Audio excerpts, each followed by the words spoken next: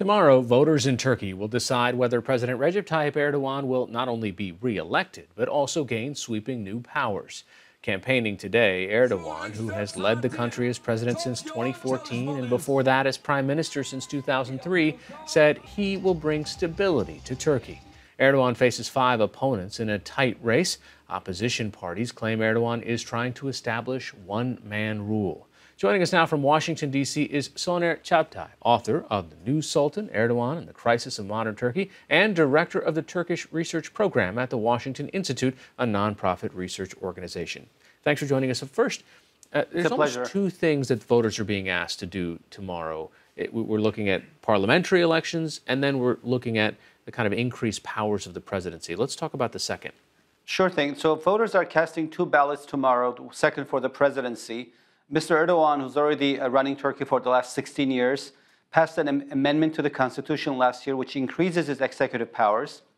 So if he wins the ballot tomorrow, he will become head of state, head of government, head of the police, which is a national force in Turkey, head of military, and head of ruling party.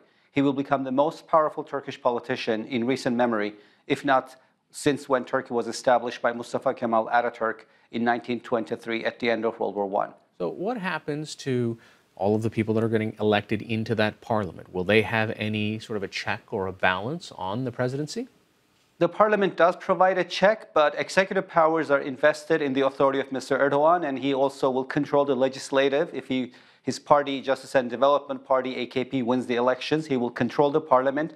It will effectively turn into a rubber stamp parliament. I think the problem here is that he has delivered economic growth and built a base that loves him, a base of mostly conservatives, but he's also demonized and cracked down on demographics that are unlikely to vote for him, from liberals to leftists. And when you add these constituencies up, they make half of Turkey. So his challenge is that he might win the elections by a narrow margin or so, but he faces a very divided electorate where half of the country adores him and the other half of the country loathes him. Are there any specific issues that are driving people to the polls? Is it about the economy or about education or about how Turkey is perceived in the world? So Turkey used to have traditional fault lines, left versus right, or Turkish nationalists versus Kurdish nationalists. I think the campaign showed to us that all of these are really meaningless in a Turkish context now. There's only one fault line that trumps everything else, and that is being pro or against Erdogan. And that is why his opposition was able to unite. And that's why he faces really stiff competition.